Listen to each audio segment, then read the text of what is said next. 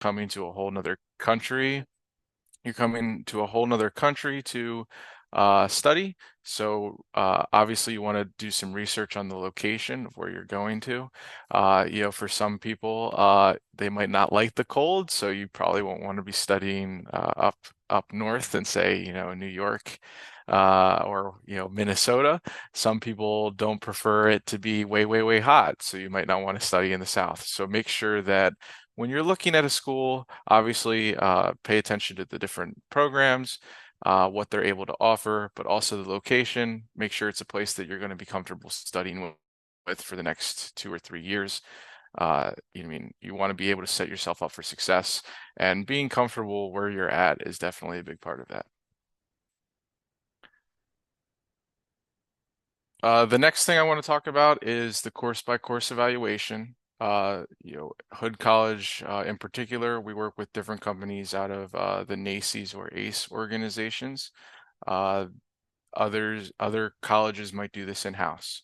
But the course by course evaluation is essentially translating your official transcript, your foreign transcript, into something that is comparable to a United States transcript. It's important for us so that way we're able to have a better understanding of where you line up against our United States applicants to make sure that you're a good fit for the program.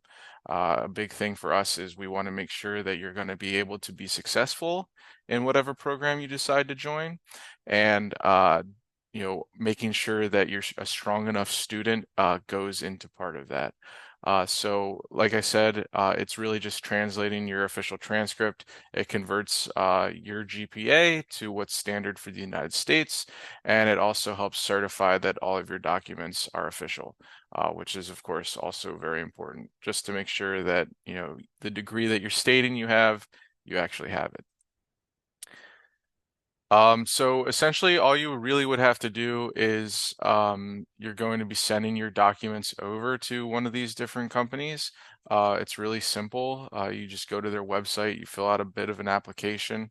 Afterwards, they'll let you know which documents that you're required to send.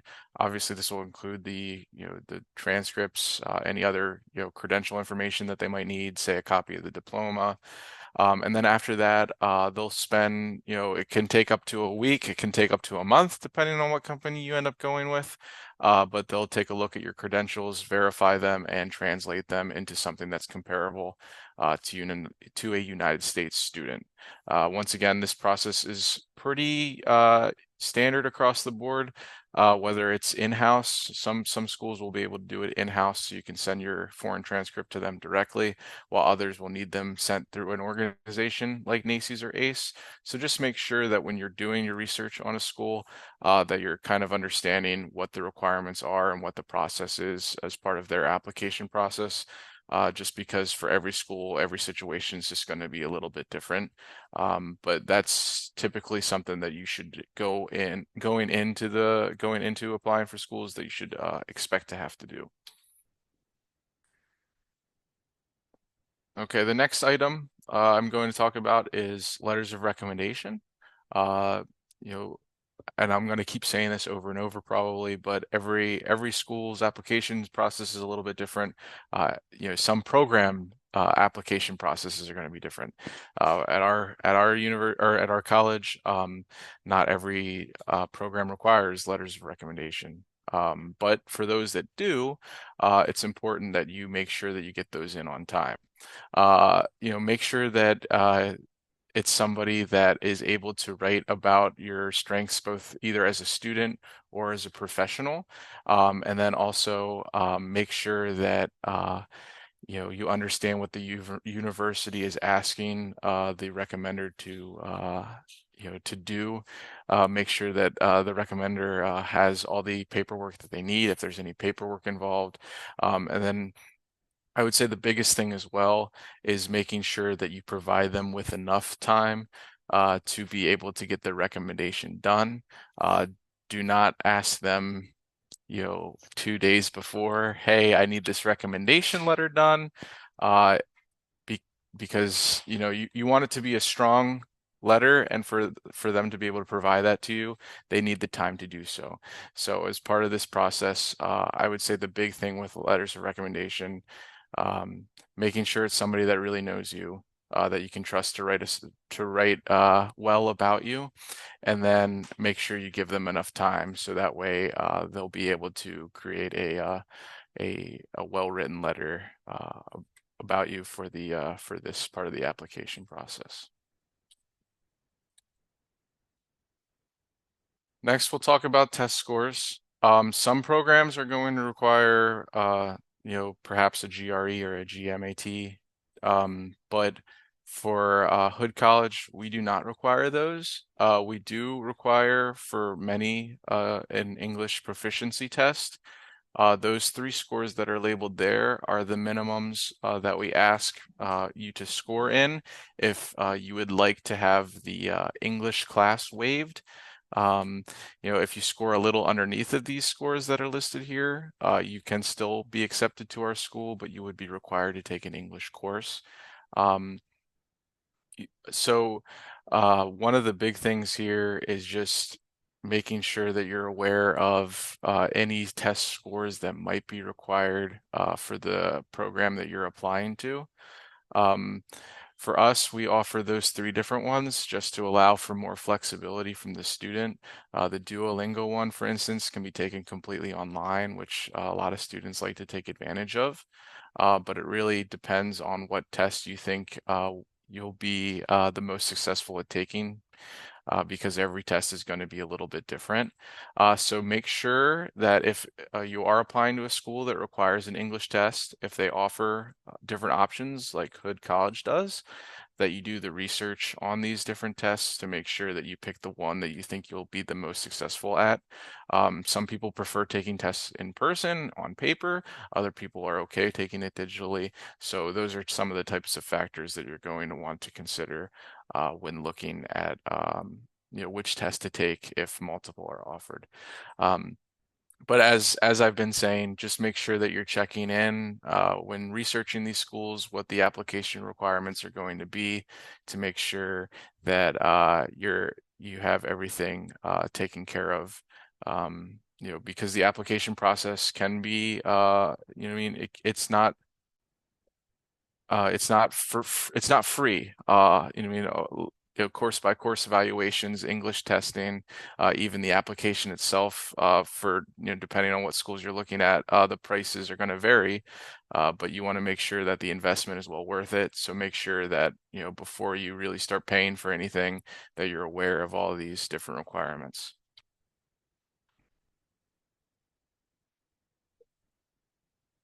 Next is the statement of purpose. Um, the important thing there is that I'm sorry. The important thing for statement of purpose is that you're reading the instruction carefully. You start with a compelling introduction. You're the statement of purpose is really you describing why you want to be a part of the program that you're applying for specifically. So use good examples of either your background, your work background, or things about your personal experience that you have that would make you a good fit for the program. Um, the um, the other thing that you need to really make sure of is that you do not plagiarize, because sometimes you mean when you're looking at schools that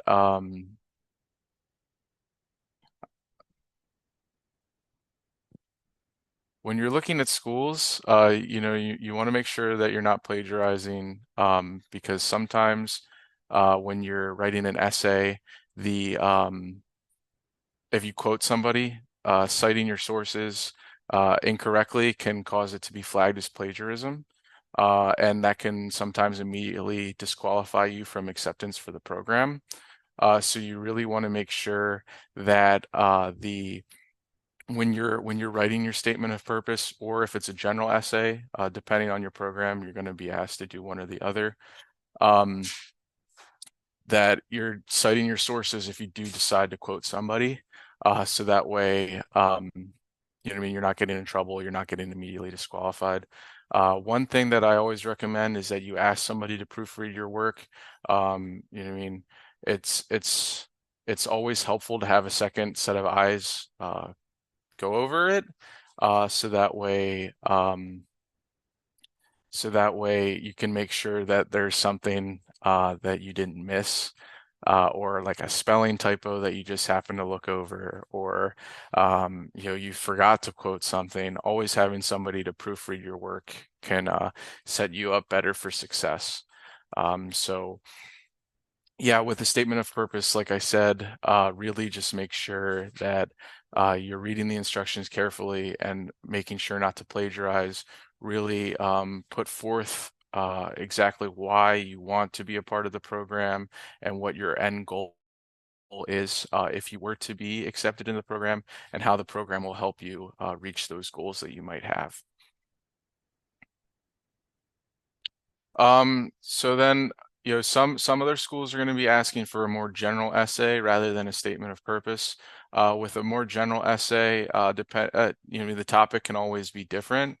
So just make sure that you're reaching out to the school to make sure that you understand both what the topic is. You know, if you have a question about the question that they're asking, make sure that you have full clarification there. Don't be afraid to reach out to your admissions counselors, because they'll be more than happy to help to make you to make sure that you'll be able to be set up for success.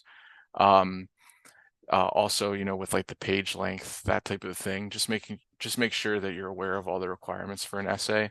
We typically say to follow the 5 paragraph structure. The first obviously being your intro, the last being the conclusion, with the your 3 main points of argument representing one paragraph apiece to equal 5. Um, just, you know what I mean, make sure that you're doing some preliminary research on the topic before you begin, so that way you can really structure your thoughts in a way that will make a good and compelling essay. And you know what I mean, just make sure that you're staying on topic, and you're really you know, really making sure that you're answering the question as best as you can. Some programs are going to require a resume. I know for a lot of the programs that I'm in charge of here at Hood College, require resumes just so that way they can make sure that you know what I mean, just to kind of see what your background might be, so that way if there are certain courses that you know, you've kind of covered in your work experience, you can sometimes be waived, or you know, if your grades aren't as strong, if you do have the work experience, you know, I mean, they'll be a little bit more lenient towards your GPA, those different types of things. You know, on here on the screen now, we have 2 different examples of what a resume might look like. Obviously, you're going to want to include your education, where you studied. Try to keep the experience to be as most relevant to the program that you're pursuing. I mean, not everyone is going to have super relevant experience, especially if they're doing a career change, so that's okay. But if you do happen to have, you know, 6 different jobs that you worked, try to pick 1 or 2 that kind of showcase best, you know what I mean, what program you're applying for and how that fits into your previous career and your future career goals. As well as, you know, different skills, internships that you might have done. I know for a lot of computer science majors, they like to include projects that they've worked on, you know, different activities that you might have been a part of, all those different types of things. Just try to use your resume as a way to showcase who you are, both as a student and as a person, you know, professional worker, those different types of things. When it comes to the application timeline, especially because if you're going to be studying in the United States, you'll be studying as an international student.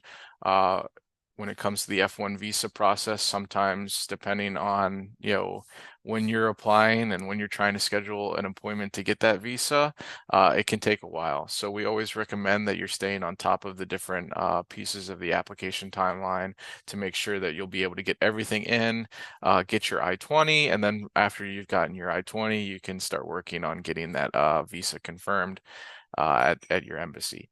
Um, I recommend creating a calendar. That way you can include all of your upcoming application deadlines visually, so that way there isn't anything that you end up missing out on because you forgot about it. Some people like to program, notifications on their phone, so that way they'll have a few reminders here and there leading up to the deadlines. Um, but I would say overall, just, as I've been saying, make sure that you're aware of all the different items that you need for the application, and then, set yourself a schedule to make sure that you'll be able to complete everything on time. The earlier you get everything done, the better, because that means you'll have more time to schedule a visa appointment and get that done, and then be able to travel to the United States in time to make sure that you don't feel rushed when you're getting here and getting ready to study.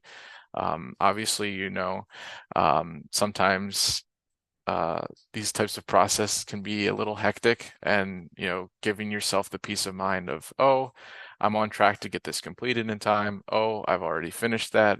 Uh, those little types of uh, those little types of things will, make the application process just feel all that much easier. Okay, so obviously as an international student, things can get a little bit expensive. Um, if you feel like you are going to need that extra little bit of help, just make sure that you're doing research on scholarships as well. Um, some scholarships are going to require an extra application to get done, an extra essay that you're going to have to do. So if you do think you are going to need those extra finances, make sure to keep these extra items in mind when thinking about the application process, because it just means that there's more time that's going to be taken up. You want to make sure that, as I said before on the previous slide, everything's getting done on time. So if you are planning to apply for scholarships, you're going to need to, you know, program that extra little bit of time into your calendar. Um, Here at Hood College, we have a couple different options that are available for funding for international students. We offer graduate assistantships, teaching assistantships, and then external scholarships and loans that are also available for some of our students. I recommend, if you are interested in applying for Hood College, that you scan that QR code at some point. I know that we are recording this session as well, so feel free to check out that QR code at a later time if necessary. But go ahead and scan that if you want to check out our different funding opportunities that we do have for international students. So that way you can get an idea of what is available to you. Graduate assistantships and teaching assistantships do vary on availability depending on the semester and what departments are in need of. I mean, if a position's filled, it won't be unfilled probably until a student graduates. So, um, depending on the time of year you're looking at, it might be a different set of availability. But they do offset tuition costs. Some do come with stipends, so always a very good opportunity if you're able to make the time for it. So this is just, the five main things that we discussed earlier. Um, you want to do at least for Hood College, these are the five main things for us. When it comes to the application, we have an online portal for you to be able to do that. You'll just fill out general information about yourself, what program you're interested in. Then we have the course by course evaluation, where as I mentioned earlier, you're sending in your transcripts to have them translated or converted into a United States transcript. You want to think about your English test, which is, you know what I mean? We have three different options that are available to you here at Hood College that we accept. You want to keep in mind any documents that are required for your program of choice, whether it's resume, statement of purpose, or reference letters. And then, of course, you want to set aside extra money to make sure that you have it ready to go for paying the application fee.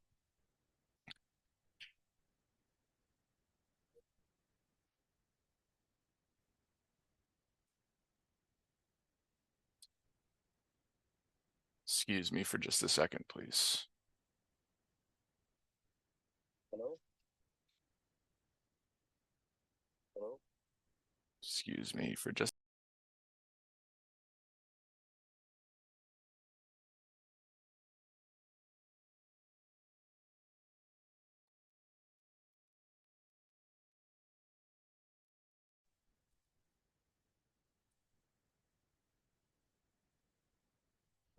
Sorry about that.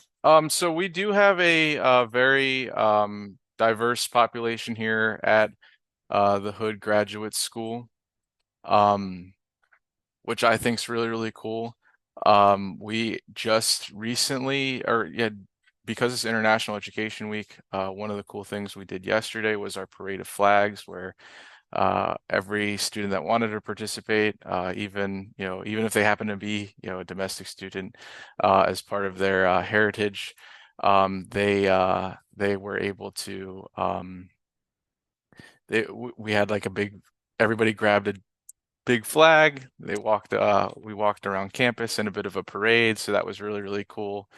And It was a really cool time. We have a couple other different things that we're doing this week as well.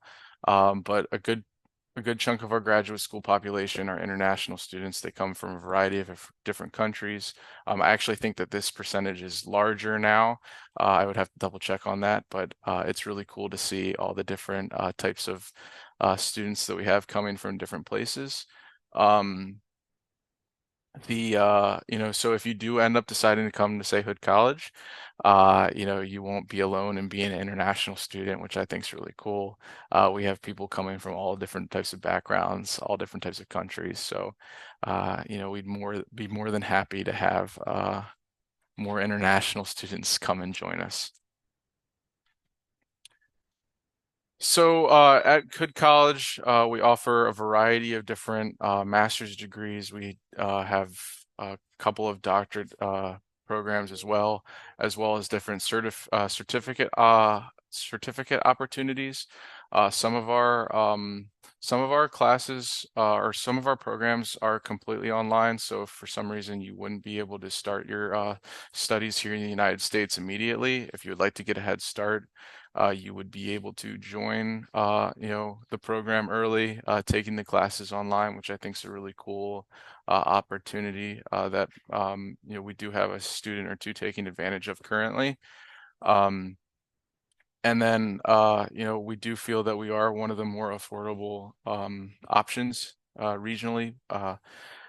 So, we do understand that funding can be a big concern. So we like to think that our tuition match or we like to think that with how our tuition is priced as well as how strong we believe our programs are, it's a really good bang for your buck when it comes to a school in the United States. So we would really appreciate if you'd be able to consider us.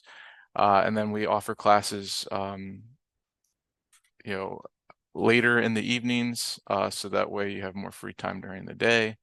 And then as a F1 student, you are able to take some of, a class or I believe it's one class per semester, and online format if you wish to as well, just so that way you have a little bit more time to yourself to be able to do other things while you're here studying abroad. Um, for as far as job opportunities go, because as F1 students, it can be very difficult to be able to work while you're here in the United States. We do offer CPT, which is a good way to get training in your field of choice while you're studying here. There are different internship opportunities that you can do while you're on campus. As well as we have the OPT for 12 months after graduation that allows you to work here, get some work experience in the United States after you've done your studies.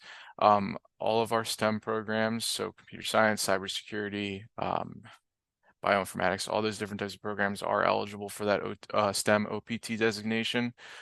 So that's definitely something that a lot of our students like to take advantage of, so that way they can get their work experience, started early after they've done studying, which I think is a really neat opportunity to be able to take advantage of. One thing that I know some students do end up being concerned about is housing. We do offer housing for graduate students here at Hood College. So if at some point I recommend checking out that QR code. So you can see some information about, how much it costs, the different types of things that amenities that you will have access to while you're studying here. If you do decide to take advantage of that, that is a newer program for us that we're really excited about, and we hope that plenty of our soon-to-be international students would take advantage of that. So I recommend giving that a look as well. As far as application deadlines go, as I mentioned earlier, because you're going to be an F1 student, you want to make sure that you're staying on top of these deadlines and making sure that you're getting done as early as possible. We do set our deadlines a little earlier, just because we want to make sure that you're on schedule to get your visa appointment done and have enough time to study here in the United States, rather than, oh, we accept you 3 days before the program starts, and it doesn't make sense. You're not able to get here in time. So, um, as far as our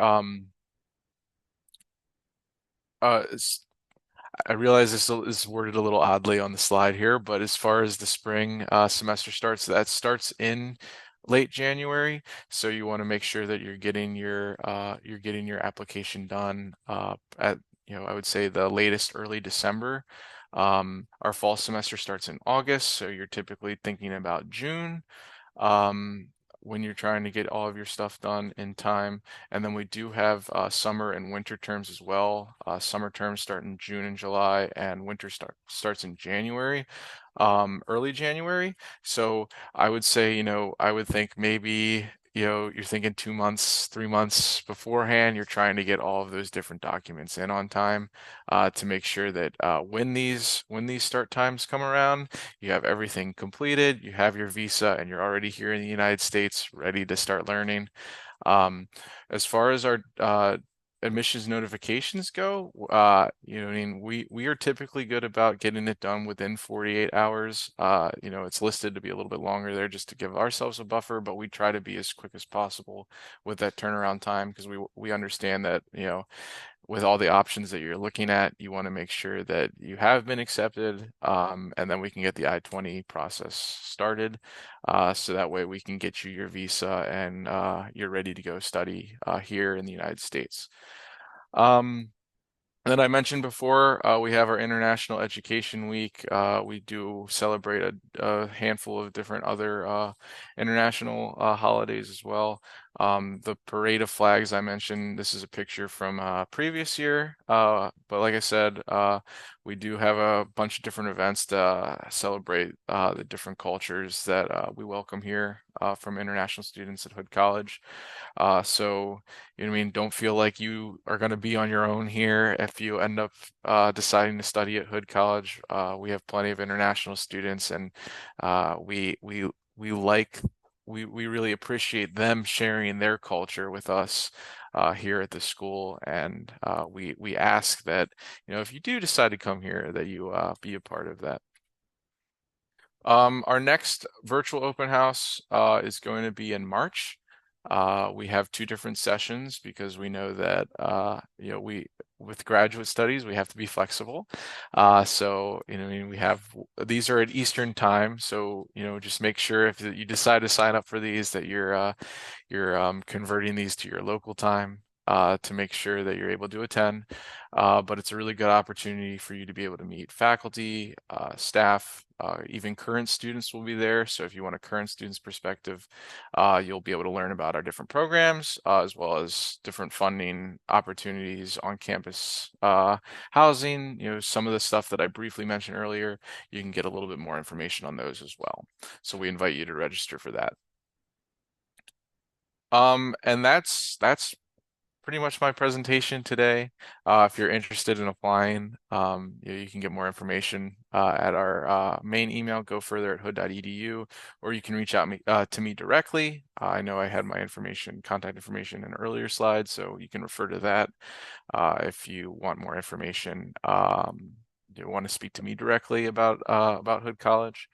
Um, but yeah, that's everything I have. So thank you for joining us for our session today, and I hope that you consider Hood College in the future. I'm going to move back real quick to my personal contact, so that way, if you're interested, uh, please reach out. I'll be more than happy to help you or get you pointed in the right direction to get the information that you need. I hope that today's presentation, whether it was the Hood College specific information or the general application information for studying the United States today, was helpful for you. And like I said, feel free to reach out if you have any other additional questions. But thank you.